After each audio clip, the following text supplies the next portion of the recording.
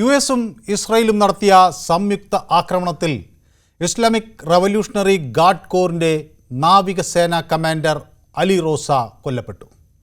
പശ്ചിമേഷ്യയിൽ സമാധാനം ഇനിയും എത്രയോ അകലെയാണ്. അമേരിക്കയുമായി ചർച്ച നടത്തുന്നുവെന്ന് തുറന്നു പറയാൻ ഇറാൻ നേതാക്കൾ ഭയപ്പെടുന്നു എന്ന് പരിഹസിക്കുകയാണ് ഡൊണാൾഡ് ട്രംപ്. അതേസമയം യുഎസുമായി ഒരു ചർച്ചയും നടക്കുന്നില്ല എന്ന് ഇറാൻ അസന്നിഗ്ധമായി വ്യക്തമാക്കുന്നു. രഹസ്യ ചർച്ചകളോ പരസ്യ പ്രസ്താവനകളോ ഏതാണ് പുതിയ ഭൗമരാഷ്ട്രീയ സാഹചര്യത്തെ രൂപപ്പെടുത്തുന്നത്? യുദ്ധം അവസാനിപ്പിക്കാൻ ഇറാൻ മുന്നോട്ട് വെച്ചത് 5 നിബന്ധനകളാണ്. യുഎസിൻ്റേത് 15 പരിപാടികളാണ്. ഇതിനിടെ ഇറാനും ലബ്നനും ആക്രമണം തുടരുകയാണ്.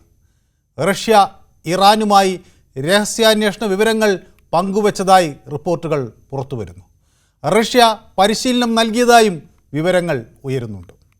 സമാധാനത്തിന് വഴിയൊരുക്കുകയാണോ ലോകം? അല്ലെങ്കിൽ കൂടുതൽ സംഘർഷത്തിലേക്ക് നീങ്ങുകയാണോ കാര്യങ്ങൾ? എപ്പോഴും സമാധാനത്തിനാണ് മുൻഗണന എന്ന് വൈറ്റ് ഹൗസ് പറയുന്നുണ്ട്. അതേസമയം നരകം അഴിച്ചുവിടാൻ തയ്യാറായിരിക്കുന്നുവെന്ന് ട്രംപ് ഭീഷണിയും മുഴക്കുന്നു.